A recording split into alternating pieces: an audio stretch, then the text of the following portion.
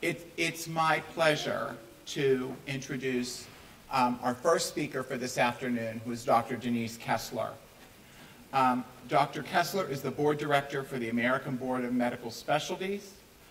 She has a distinguished resume as the chair and president for 4 years of the American Board of Preventive Medicine.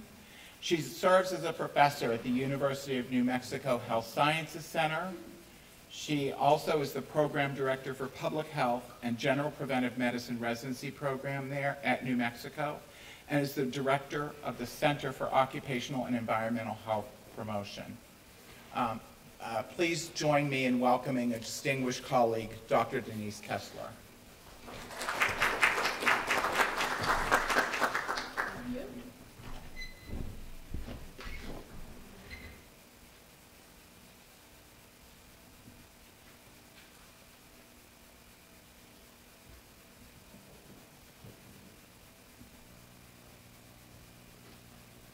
Well, I certainly appreciate that introduction, and I appreciate the ability to come and speak with you today.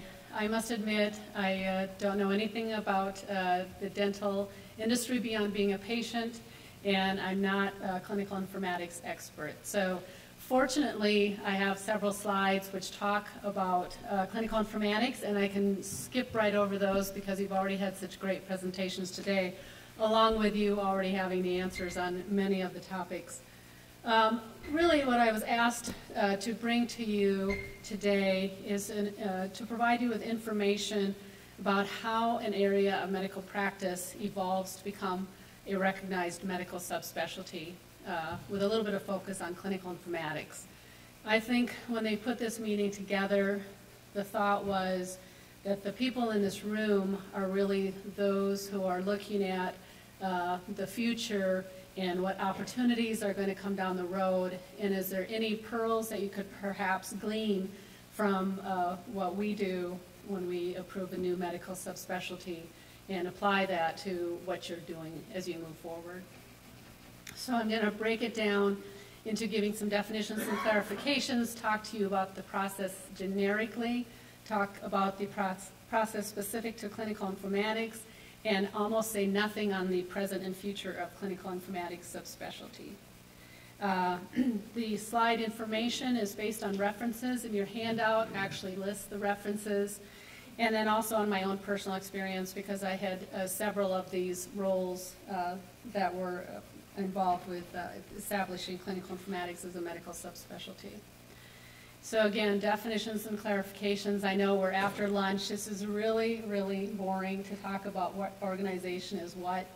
But the problem is that a lot of times people don't really understand the roles that different organizations play.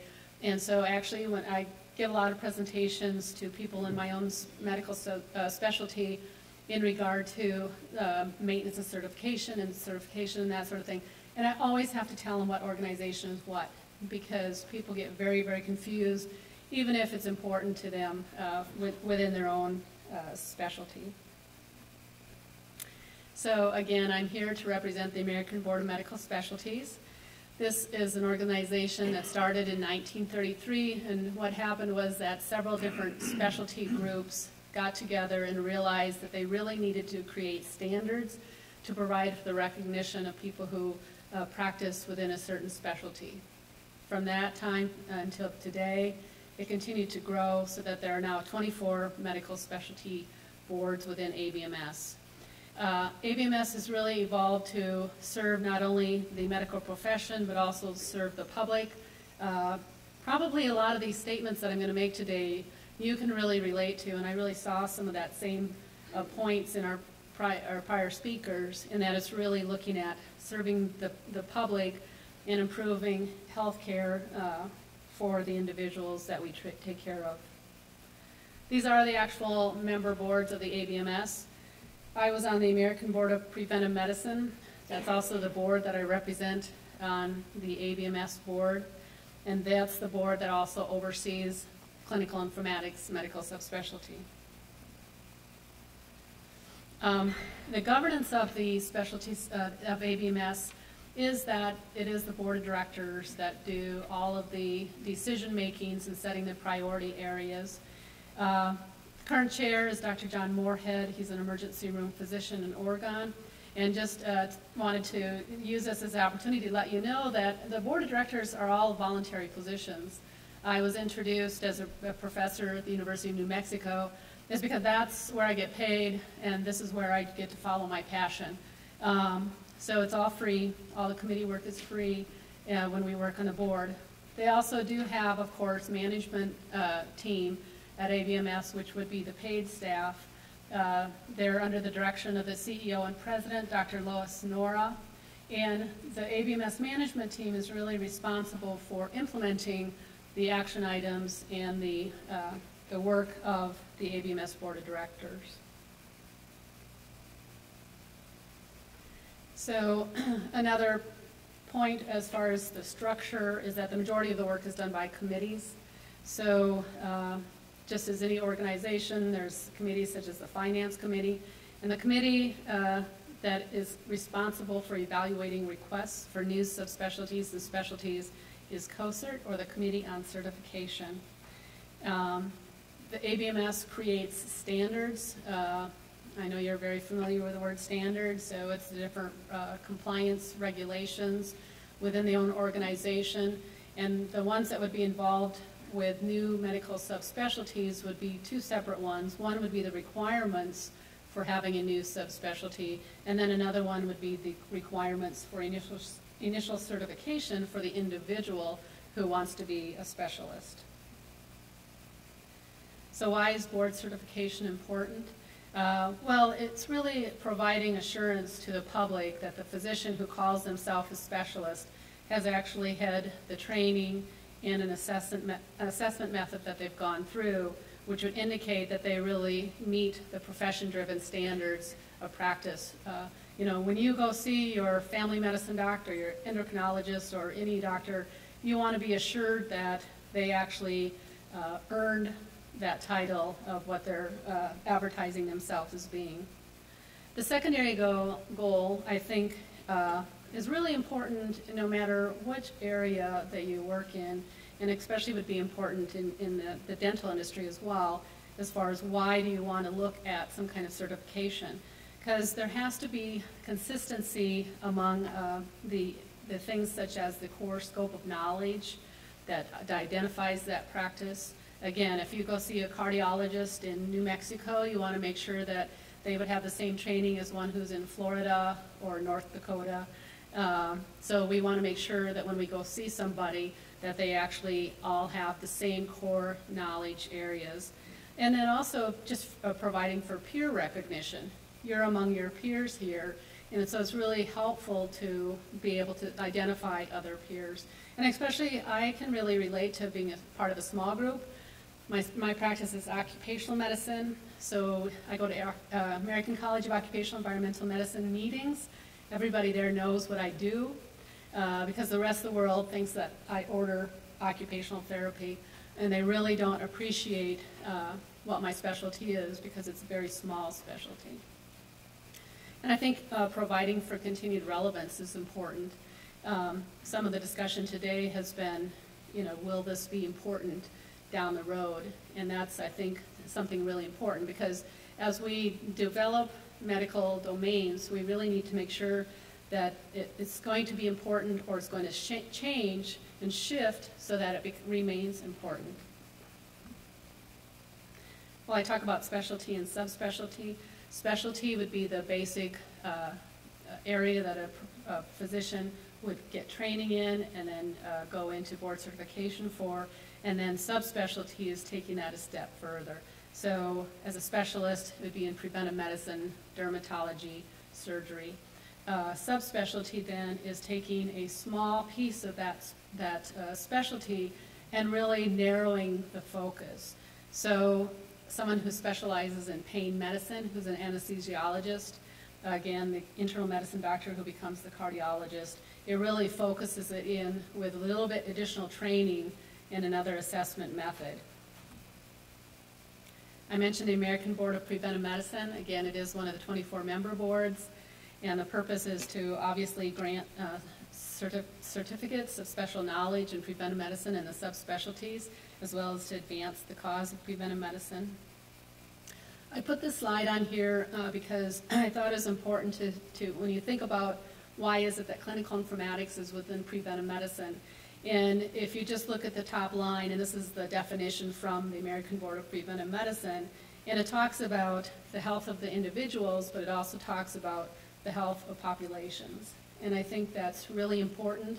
I think that, well, you all know in public health that population health is incredibly important. I think in the past, you know, as you look back over the recent past, it used to be the focus was only on the individual patient. That's all anybody cared about. But we have just been advancing in our knowledge to know that it's really, really important to look at the population health. And I think the discussion this morning about trying to deal with prevention with the individual person that is sitting in front of you at the dental office, that's really, really important as we move forward. And it's really important that clinical informatics is involved with those discussions when we're talking about populations. So just a little bit more about ABMS. There's 3 medical specialties. The reason why I like to show everybody this is because we have aerospace medicine, so we're cool. But also we have subspecialties. Addiction medicine is one of the brand new subspecialties. They're going to have their first exam later this calendar year. And then, of course, clinical informatics is a subspecialty as well. Another important player that I'm sure you're familiar with is the Accreditation Council of Graduate Medical Education. This is the organization that sets the program requirements for residencies and fellowships, and then also renders accreditation decisions on the institutions as well as the programs. As you can see, there are a tremendous number of ACGME sponsoring institutes and programs around the country. And just as another little clarification point, so residencies train physicians in specialties, fellowships train physicians in subspecialties. So that's why you might see that terminology. And again, I'm not going to talk about a definition of clinical informatics, but I thought it needed to be at least in the slide deck. And AMIA has been responsible for a lot of the definitions of the core competencies around the area. So another important player are specialty societies. And these are the organizations that really arose because people who were practicing the same sort of medicine or had the same sort of interests got together. And it really is an opportunity to be able to discuss issues that arise within a particular area. And so AMIA is one of the societies around medical informatics. And when we're talking about the development of new specialties, the development of new subspecialties, specialty societies are crucial to that conversation because they really are the ones who have the subject matter experts. So they're the ones that are creating the curriculum. They're the ones that really recognize early on that there is a need for a new medical subspecialty. And they also then, once the process moves forward, would again be the subject matter experts for providing content and then providing the education for training programs, trainees, and even faculty.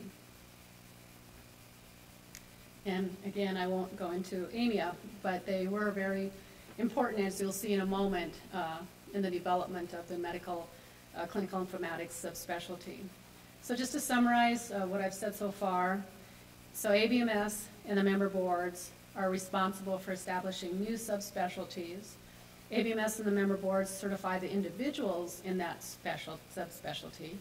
Individuals are called diplomates, and that could be whether they're a specialist or a subspecialist. The ACGME creates the training program requirements for new subspecialties, and they also accredit the training programs, but they have nothing to do with the individual trainee, individual physician. And then the specialty society, as I said before, is very important in moving the medical subspecialty forward. So those are all the background players when you're talking about a new medical subspecialty. So I just wanted to talk about what's the actual process that happens. And I think probably, if I understand the reason why I'm here today correctly, I think probably this slide and the next slide really kind of gets at what might be helpful to you as you look at your future. So really what happens is there has to be a need that arises. And then the medical system has to develop a response. So it might be that there's new research discoveries. It might be that there's new technology. Some way, somewhere, they've uncovered new ways to improve the outcomes of a medical injury or illness. And then finding that and meeting that need really results in the growth of a new medical domain. And at this point in time, people could probably look back through history and come up with a lot of medical domains that reached this point, but then they didn't go on any further than that. They were either immediately replaced by something else that was better, or they were just too focused. So if there's a procedure that works really well for carpal tunnel syndrome, that procedure is probably not going to lead to board certification because it's such a very small focus that's not going to really necessarily impact medicine as much as you would want to have it impacted if you were going to develop a subspecialty. So really then the physicians who are practicing within that domain will grow so that it'll be at multiple sites.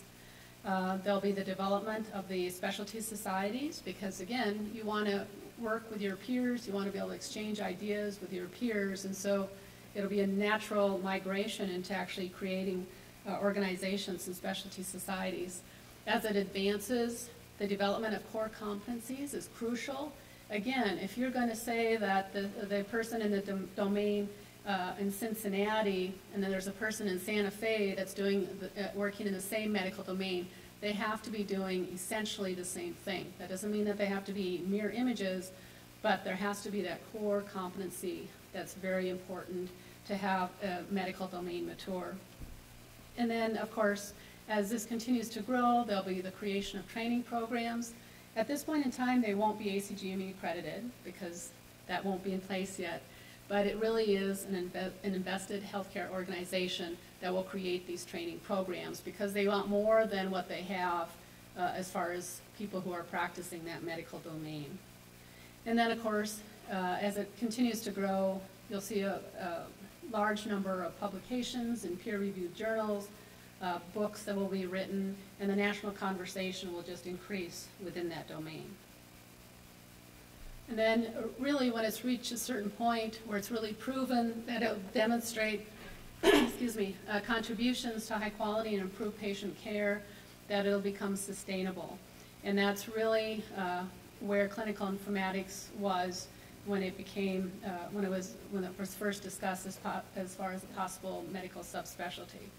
And it really is the leaders who are actually practicing within that domain that are the ones who will push forward, and they'll be the ones who will recognize the need, and then they'll be the ones who will really push that forward, because nobody else is going to do it. It really has to be those who are practicing who really appreciate the importance of what it is that they do.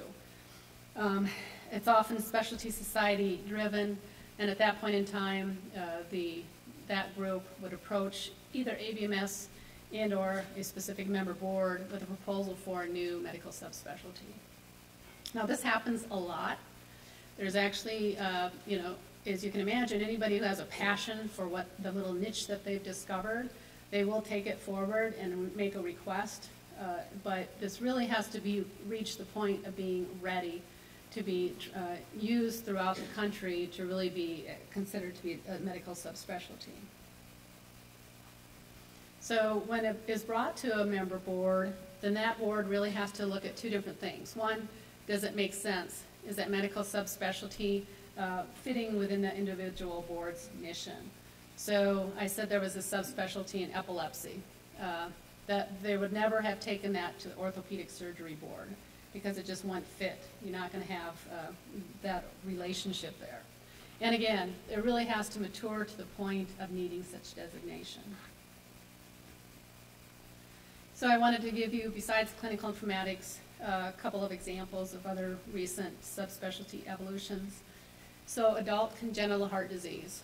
When this was first brought, I happen to be on COCERT when this was brought forward, and there's a relatively small number of centers that have people who specialize in this. And our first response was, why in the world do we need this? Because it just didn't necessarily make sense to us until they explained it.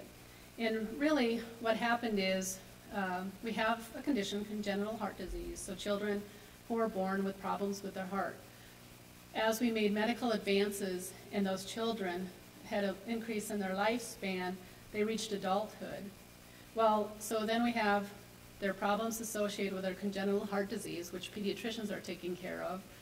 And then we have the adult problems that they have as they got older. So they might have high blood pressure, thyroid problems, kidney problems, whatever could happen with the adult.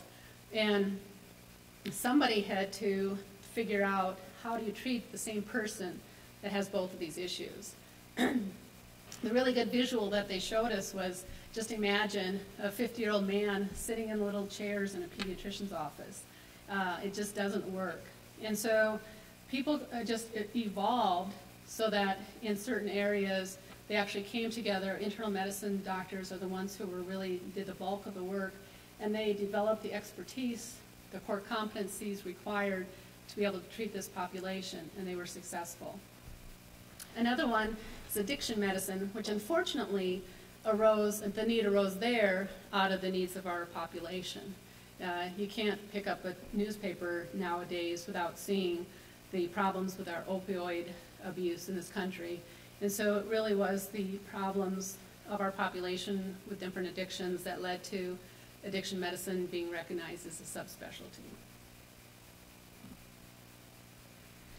So the ABMS member board will bring forth an application to the committee. I already mentioned COCERT, and they will, the board that brings it forward first wins. They're the administrative board, and other boards can jump on if they want to, and then they become a sponsoring board.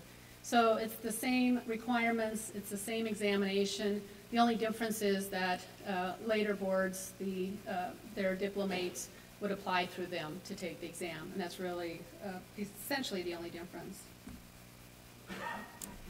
So as you can imagine, it would be really important in the application to make sure that there is important information and that establishes that this is a mature medical domain. And so some of the requirements are, of course, having an established core body of knowledge and skill. Again, wanting to see that this is something that is necessary and is in use around the country rather than just one medical center. Making sure that there's an impact on patient care. Cost considerations are also taken into account as well as how does it impact the physicians who are already practicing that specialty. So when epilepsy medicine was first developed as a subspecialty about 5 years ago, the question was, well, if you're a neurologist or a PM&R doc and you're taking care of people who have epilepsy, what does this mean for your medical practice? And so they really had to show that this isn't going to impact the person, especially when you think of rural versus urban. You want to make sure that it's not going to impact that person who's just a specialist, and that they will continue to be able to provide care necessary for their patients that don't have the ability to go to or the need to go to a subspecialist. One thing that ABMS started more recently, probably in the last 4 years or so, is that they actually send out for public comment any request to have a new subspecialty. And this is to make sure that there are no reasons that weren't thought of as to why this might be a bad idea. And I've seen incredibly thoughtful comments come back. There have never, to my knowledge, been any comments that said that this is like horrendous and you shouldn't do this. It's more making sure that it's not going to impact the health care provided to the individual. And I think usually the only concern is, again, getting back to the rural doctor who might have to do it all. So COCERT would approve and send it to the board of directors, who would then approve. And then voila, we have a subspecialty. Although the problem is then you have to implement the new subspecialty, which actually can potentially take several years. It really depends upon what has already been in place. So just determining what's the minimum knowledge level that would be required to be able to be board certified is an important step. You might have very sophisticated core competencies that are this big, but you really have to even look at those and see, well, is it that somebody who's a subspecialist would have to do absolutely everything there, or at least have that knowledge to start out with, or is it really only this much that would be required? And that's an important determination to make, and then creating the assessment method is going to be important. Even developing the application process for those who want to become board certified is very important. And then also, of course, the member board has to request to ACGME that they develop training requirements. All right, so I'm going to move on to clinical informatics. So I don't think that there's anything on this slide that you don't already know, but clinical informatics really started in the 1960s when the electronic health records were started. It's continued to evolve. It was realized in the 1980s that there really had to be leaders within the health systems to focus in on medical information officers was the first job title. Now there's chief informatics officers. It's not only in medicine, it's also, as you know, in pharmacy, nursing, and dental systems. And then, of course, in 2009, with the American Recovery and Reinvestment Act, this mandated within the medical systems that they had to have electronic health records and quality measures, so this really helped to advance the implementation of informatics systems. So why the need for the ABMS recognition? Really, it is kind of the stamp of approval and allows for an individual physician to have that recognition that they are an expert in the area. And it really is important to sustain and grow the physician workforce by having this recognition of the competencies and expertise. So AMIA is actually the one that came forward to the American Board of Preventive Medicine to request that clinical informatics become a medical subspecialty. And the ABMS deliberated and determined in 2009 that it did fit within their mission. That's why they're the administrative board. Any specialty can work in clinical informatics and become certified in clinical informatics. As Dr. Fitzma had said, it's the only specialty that is that widespread. There are several others that are that many of the boards can do, such as hospice and palliative care, but this is the one that any physician, any specialist can become board certified in. The American Board of Pathology became a sponsoring board. They have a lot of people who work within the area and felt it was important that they also participate, and the application was taken to COCERT and then ultimately approved in 2012. There really was no roadblocks or significant concerns about clinical informatics becoming a medical subspecialty, although the question had to be answered that was asked as far as, well, is this clinical care? And that's a legitimate question, and fortunately it was easily answered, and it really has to do again with a recognition by everybody that population health is incredibly important. So, but as you can imagine, the people on the committee, a lot of them had, a PhD who was doing the clinical informatics. They had an IT department, but they really had no involvement on the clinical side and that sort of thing. And it was really actually AMIA leadership that helped to provide the argument for why that was so important. And it was a matter of one discussion, and that's all it took. So to be eligible for clinical informatics board certification, a physician needs to have a medical degree. As Dr. Fritzma noted, they are working towards an advanced certification for those that cannot become certified through the ABMS process, and that's people who don't either have the medical degree or not board certified. They also have to have an active medical license, again, be already certified in a specialty. And then currently there are two different pathways. The fellowship training pathway will be the only pathway available starting in 2022. When this application was first approved by ABMS, The practice pathway was a 5-year process, and now it's been requested to extend that until 2022, because there still has to be time to allow more fellowship training programs to be accredited by the ACGME. But the practice pathway is very important because, as you can imagine, there's all these subject matter experts who are practicing in clinical informatics. They don't have an ACGME fellowship yet, so that can't be their pathway, but yet they are the ones who created the core competencies. They are the ones who are the experts in the field, and so there has to be a mechanism to allow those people to become board certified before those fellowship programs are in place. Plus, you have somebody who's an expert, you know, they've been practicing 15 years, they've written 3 textbooks, more journal articles than you can imagine. Is that person going to have to drop everything to go do a 24-month fellowship where they could do all the teaching themselves? Would make no sense at all. So there really has to be that pathway available. For clinical informatics, it's equivalent of 3 years of practice of at least 25% of their FTE, and it has to be within the last 5 years prior to their application. So to become board certified, they must meet those eligibility requirements, and then there is a written exam.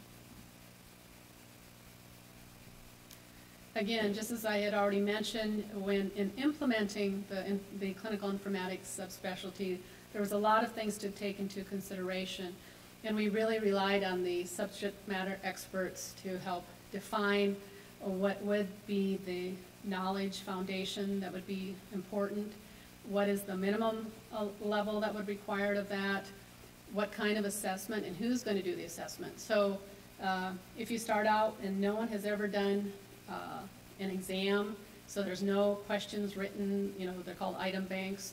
There's no item bank that's been proven to be valid that you could use. You're starting from scratch. So you have to get together subject matter experts to put together exam questions. The exam itself, I think, is 220 questions.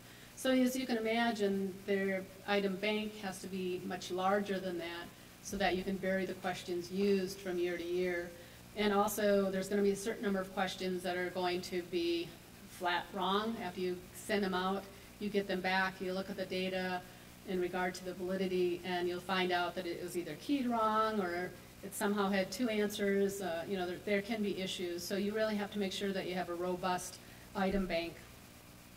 And then even determining the simple thing of how do you board certify the physicians who actually are writing the exam. So in the case of clinical informatics, again, the experts got together, they determined what knowledge base would be the minimum, they put together the exam questions, and then those who were eligible to be board certified were actually given an oral exam by those who were not eligible. So physicians who weren't board certified already, as well as non-physicians, were actually the ones who gave that oral exam. There are some specialties that use oral exams all the time, so there are requirements that are met to make sure that that is valid. But you can imagine that's a little bit of a tough position to possibly be in, is to ask your non-eligible colleague if they would be willing to participate in allowing somebody else to become board certified. And then even determining the eligibility requirements. So I said that 25% of the practice FTE must be in clinical informatics. Well, who would define what that is? I see patients, I use an electronic health record when I do my patient care. So am I going to be eligible? You know, that might be an obvious answer, but when you get down to especially people who might be practicing in a very a solo practice or a small setting that's very unique, it's really difficult to make that determination. And again, we had to rely on the subject matter experts to really define what it is that would count to be clinical informatics. And then even just the process of approving the applicants and how to approve the applicants was huge. As you can imagine, people were already practicing, they were already very excited about this. Hundreds and hundreds of people were members of AMIA, actually it's into the thousands, and a lot of them wanted to be board certified. And this happens with any time that there's a new subspecialty. is they're knocking down the door saying, when can I do this? When can I do this? Am I eligible? When can I do this? So making sure that their needs are met by having a really good communication plan is going to be very, very crucial. Obviously, because the American Board of Pathology was sponsoring, we had to collaborate with them and then make a request to ACGME for accreditation of training programs. It's also very important once this announcement is made to make sure that you have everything outlined. I had already mentioned about the importance of the communication plan and the whole process for your applications. And really, even just determining when the first exam is going to happen is crucial, because you can't have missteps at this point in time.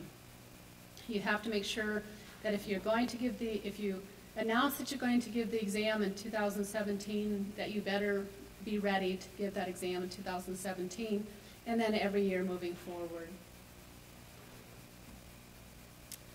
All right, so I'm almost done, and I'm so sorry that I'm after lunch and that this is really dry, and I'm not, but again, I'm not going to give you a lot of information as far as the future and the present, but I did want to let you know that in 2013 was the first year the exam was given for clinical informatics, and there was 456 people that passed that exam.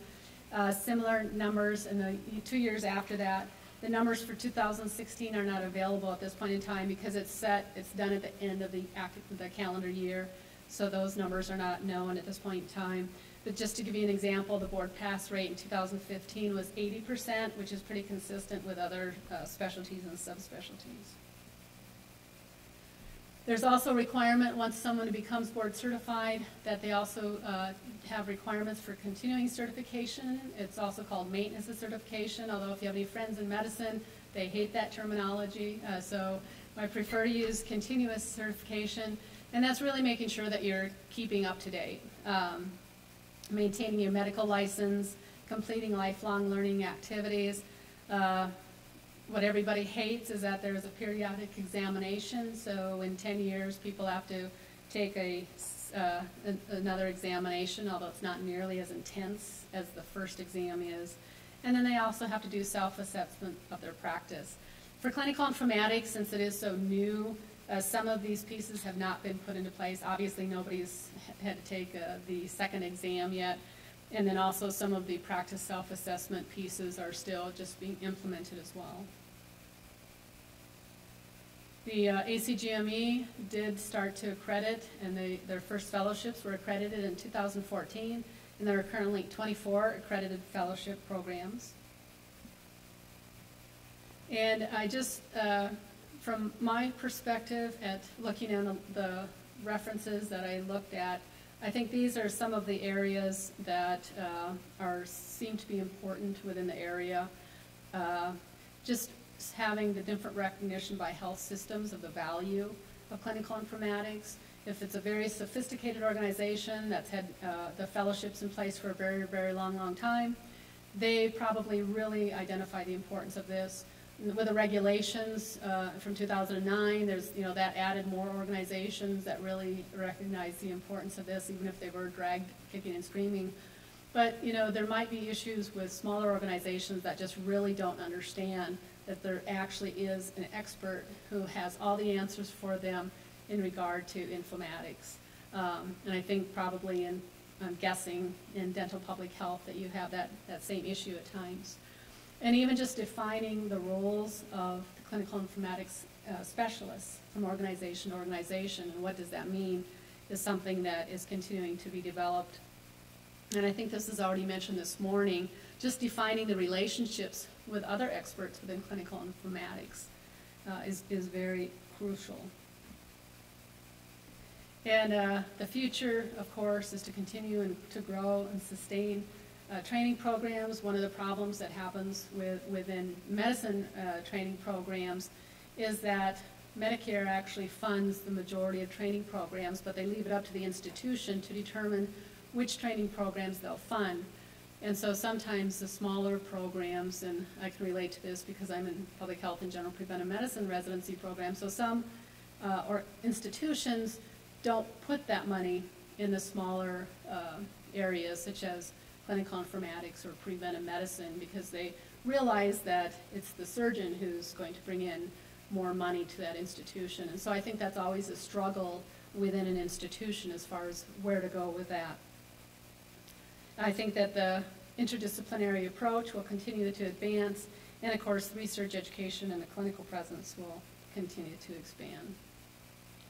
So clinical informatics and prevention and public health, really speaking to the choir here now, but really I think it helps move medicine from reactive to proactive prevention.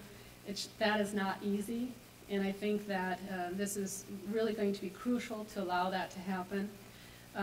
You already heard about the integration and collaboration with dental informatics in looking at making sure that the medical system, the providers within a medical system are aware of and really respond to information and data in regard to the early risk factors, preventing oral and dental disease, and really seeing a lot of collaboration between the systems, I think is going to be crucial as we look at trying to make our populations healthier.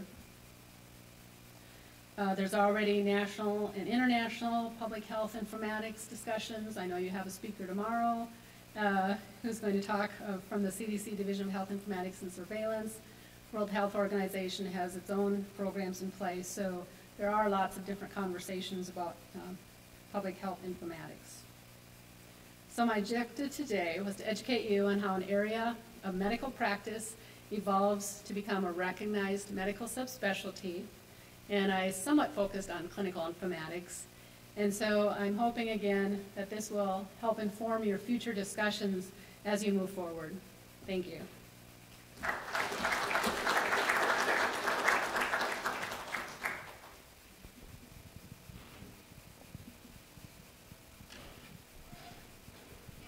Thanks. Quick question before you leave. Oh, sorry. Maybe a couple of questions. So, if I understood this correctly, a ABMS board member or a member board must sponsor a new specialty. Is that correct? That's correct. So is there an avenue for a new board to become a member before there is specialty, or are all specialties for the future going to be subspecialties? That is an excellent question.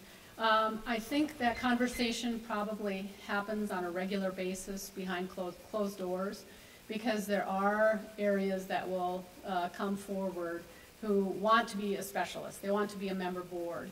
That hasn't happened for years. I can't remember the exact, I think it's been 15 years since the last, I think it was Medical Genetics and Genomics that was the last board to come on. That's not impossible.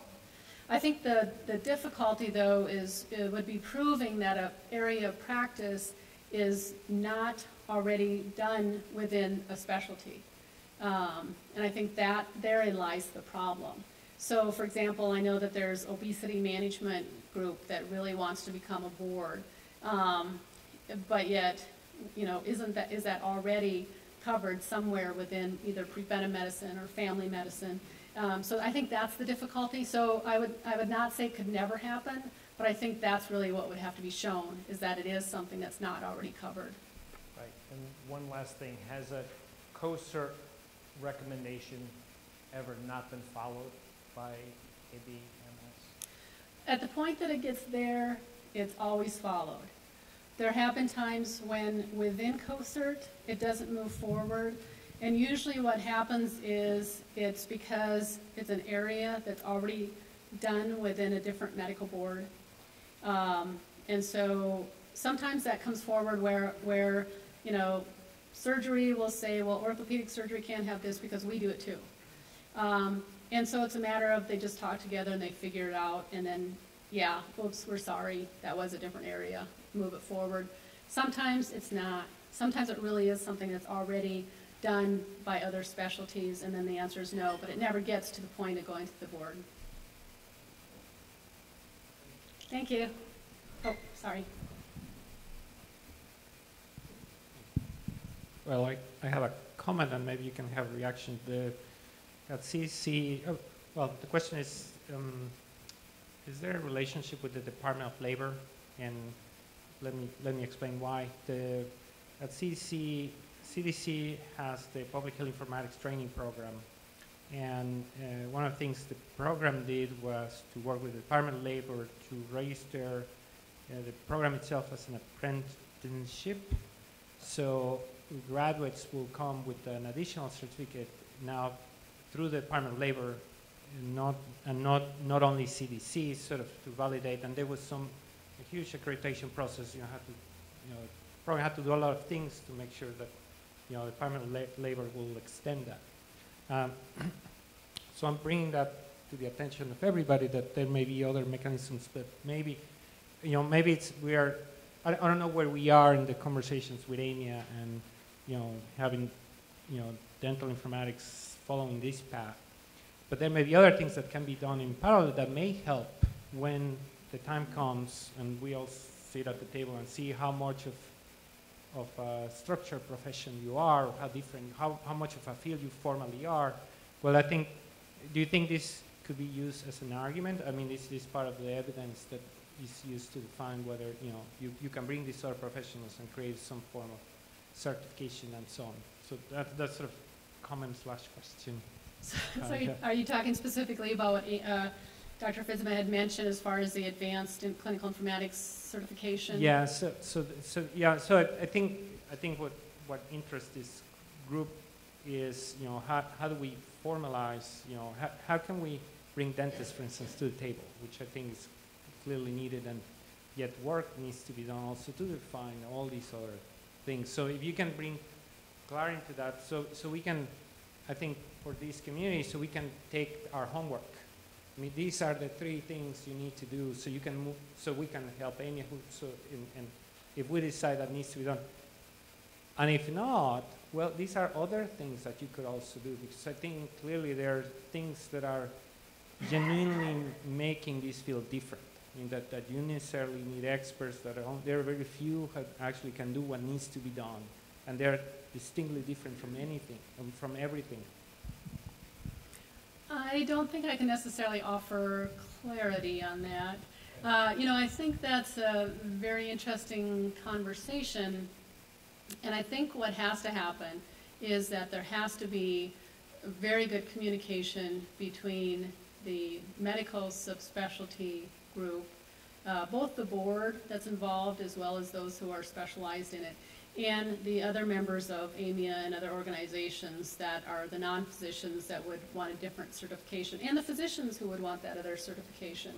We keep, I'm a program director, so ECGME keeps providing new requirements for training programs, and I've really seen a shift over the last year or two.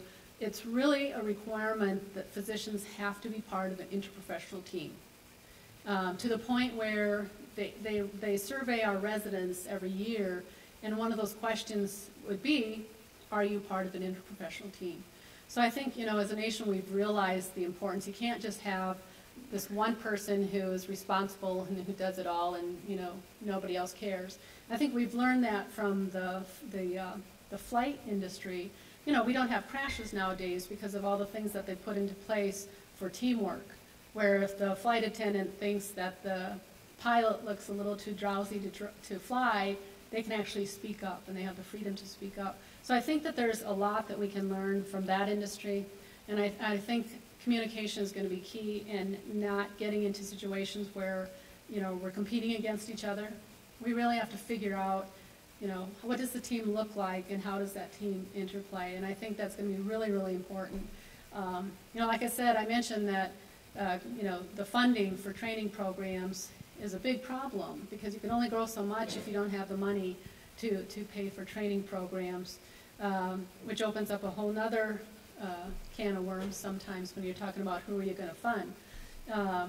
So I think it's an important conversation. I'm afraid I can't offer any clarity at all, but I do think especially as the people in this room move forward in looking at what are the possibilities with certification, I think having those conversations is really, really important, and not leaving people out who could contribute to that conversation.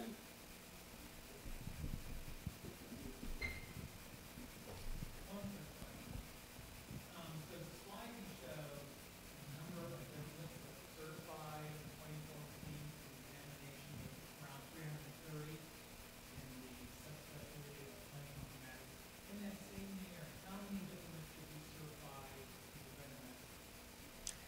Well, actually, there were less certified in preventive medicine. There was probably just a little under 300 that were certified in preventive medicine.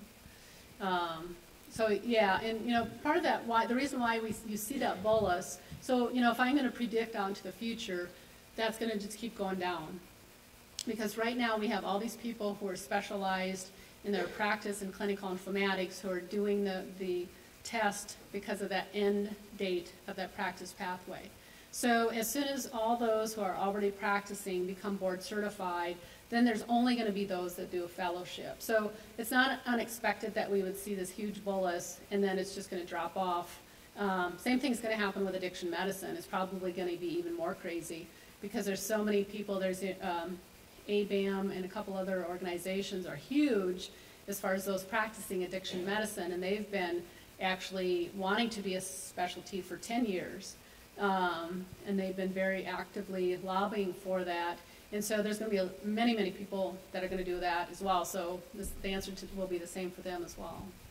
So once this is in our place in your stability, the expectation is that maybe clinical informatics will be certifying 50 or 100 physicians a year? Probably. Yeah. Okay, It kind of depends upon how many fellowship programs ultimately there will be. Like I said, right now there's 24. I think most of the programs have a very small number of people. So again, it really comes down to our institutions going to fund training programs so that they can continue to grow, or have we kind of, is this about it or not? Dr. Kessler, will you be available later for questions during Sure, break sure. time or anything like that? Okay, great. Thank Thanks. you so much.